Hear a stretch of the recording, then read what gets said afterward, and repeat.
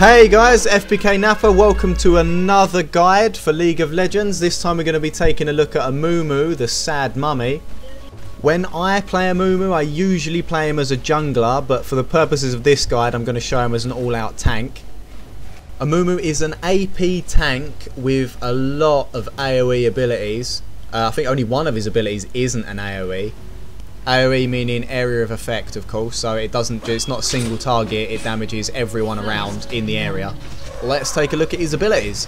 Amumu's passive, Cursed Touch, every attack you do, which includes your abilities, reduces the target's magic resistance by a reasonable amount for 4 seconds. This is really useful when you jump in the middle of the whole enemy team, which is what you should be doing because you're the tank. You want the enemy to focus you. So you're jumping in the middle of the enemy team, you damage everyone and you reduce their magic resistance, which helps your damage as well, but mainly it helps your team's damage. So your AP carries can come in and dish out a load more damage because the enemy's got less resistance. Amumu's Q is Bandage Toss. This throws a bandage to a target location. If it hits an enemy, it stuns the enemy and pulls Amumu to the target. So this is a great fight initiator. This is a great stun to stop someone running away. If someone's coming towards you, actually, it's a good stun to just get up in their face straight away. As a tank, you want to be in the middle of everyone. This is a great ability for getting you in the middle of everyone. It is a skill shot, however, and it's quite a slow moving skill shot.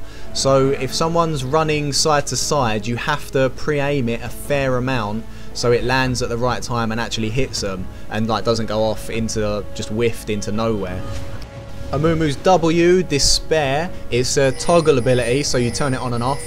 It's an AoE, it damages everyone around you for a small amount plus a percentage of their maximum health. So if you're up against a Garen, if you're up against a Rammus that's got like 4k health or something, this is going to do a fair amount of damage to the high health tanks as well. This is a good all-round ability, especially as you're in the middle of their whole group, their whole team. This being an AoE, it's a persistent area around you of people that always take damage.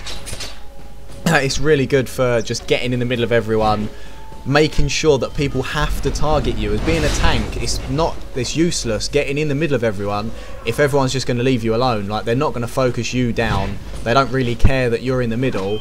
You can you can be the best tank in the world. If no one's targeting you and you can't make them target you, you're useless to the rest of the team because you're doing little damage and the other team doesn't care that you're there. You're no threat at all, so they're not going to be focusing you. They're going to be focusing down your squishies that you're trying to protect.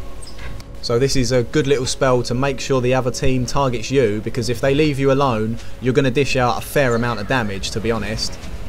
Especially coupled with Amumu's next ability. Amumu's E, his Tantrum, his little breakdance.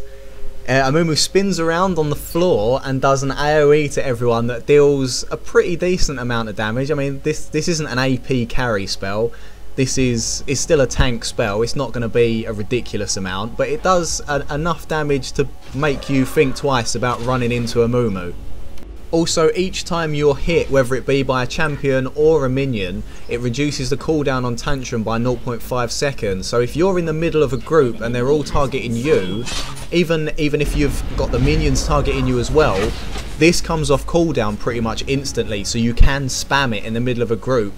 You end up dealing a ton of damage. If you get enough people focusing you and this is off cooldown often enough, you end up doing quite a large amount of damage, which puts the other team in a bit of a predicament because they need to target you to get you out of the group to kill you, because you're dealing a load of damage, but also when they target you, they're enabling you to deal more damage.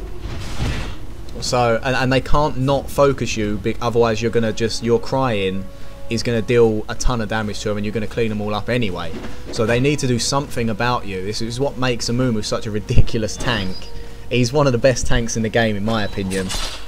He's just so geared to destroy another team because they can't do anything. They need to target you, so you're doing your job as a tank, but the more they target you, the more powerful you are. So it puts them at a bit of a catch-22. we come to Amumu's ultimate.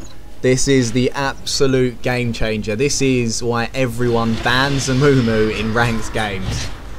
It's an AoE stun with a massive 600 range around Amumu. This is, you get in the middle of their team, pop this, and their whole team is stunned for, what is it, 2.5 seconds, and it deals like a decent amount of damage as well. This is like an AoE 2.5 second stun that can hit their whole team. If they're positioned right and you get in at a good time, you can stun their whole team. The rest of your team comes in and just steamrolls everyone because they can't do anything. Pretty much the standard team fight scenario for Amumu is you bandage toss, or you're going to be initiating the fight with bandage toss to get in a good position. You want to bandage toss someone that's in the middle of the pack. So you want to skip their tank, who's going to be at the front.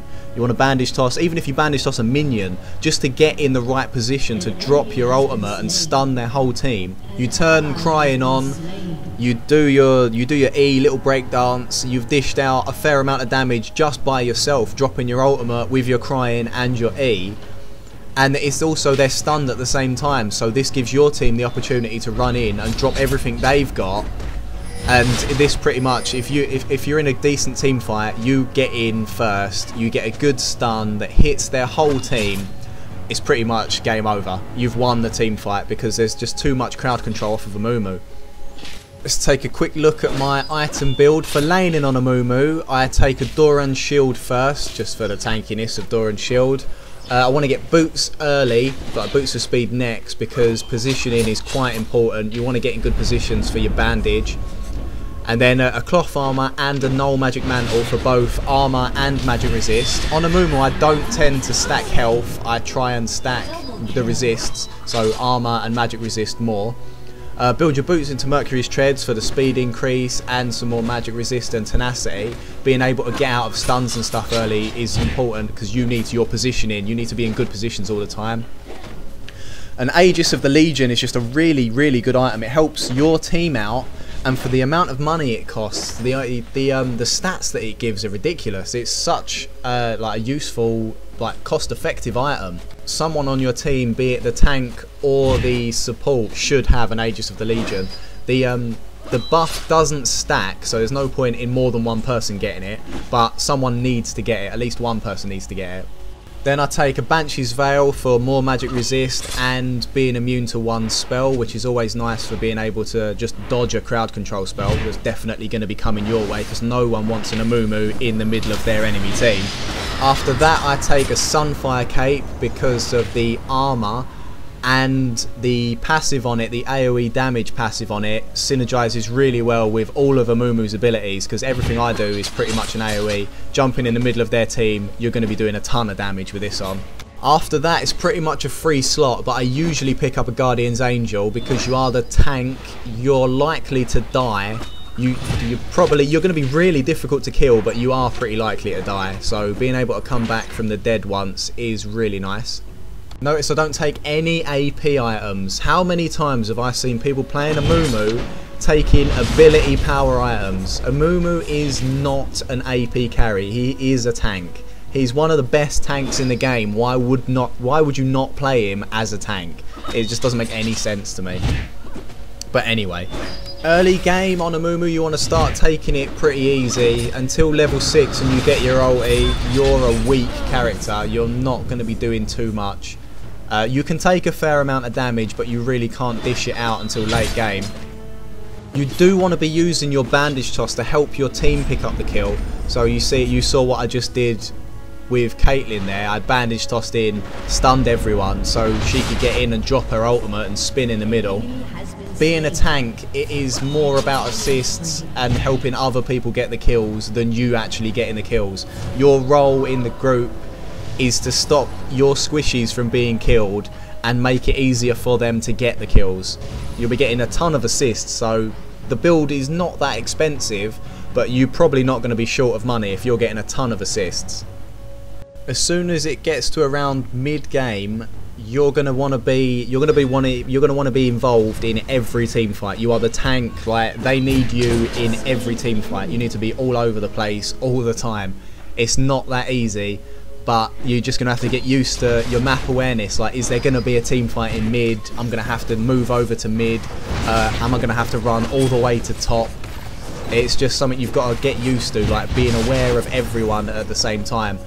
Taking teleport as one of your summoner's abilities makes this easier, but I don't find it necessary most of the time, but it could be useful if you wanted to take teleport. I personally wouldn't give up flash. You could take teleport and flash. I like exhaust and flash, but a teleport and flash would work as well. Also, your control over Dragon is very important. As you just saw, we took Dragon down there. You're the tank, like you're the guy that Dragon's going to be hitting. You can ping Dragon and be like, guys, come on, I need help to kill Dragon, and most people will come and help you because you're the tank. Everyone wants to help the tank out. You keep your tank and your healers happy and you have a good game. But Dragon control is very important. I see a lot of teams, they just completely ignore Dragon. It's global gold for the whole team. It's more important than one person getting a kill. If you take Dragon down, everyone gets gold. It's really, really important for Dragon and Baron control as well. Baron's more important than Dragon, but that's later in the game. I mean, early game, you're going to want to take Dragon down a few times. Warding on Amumu as well. If you're the tank, people usually expect the tank and the support to be the warders. You want to keep a ward up at Dragon and a ward up at Baron most of the game, because that's where you want to be able to see if the enemy team's trying to take Dragon, if the enemy team's trying to take Baron, it's an easy gank. And also having them in having wards in the river at those two places allows all the lanes to see if there's an early gank coming their way. So if someone runs down from mid to bottom, you can see them run past Dragon. You've got your ward there, so your bottom lane's informed, and they've got map awareness that the enemy team's trying to gank them at bottom, and hopefully they'll be able to get away. As I always say, wards win games, and it is so true. The more map awareness you've got, the better. God, I'm trying to keep these around 10 minutes. That's not worked. This is going up to like 13 minutes. Anyway, thanks for watching, guys. I've been FBK Napper. I hope you enjoyed my guide on Amumu. I'm sure I'll be doing a jungling guide for him at some point, because I do think he is better as a jungler. He's more useful for the team as a jungler. But anyway, thanks for watching. I hope you enjoyed it. Please remember to like, comment, subscribe. I've been FBK Napper. I'll see you next time.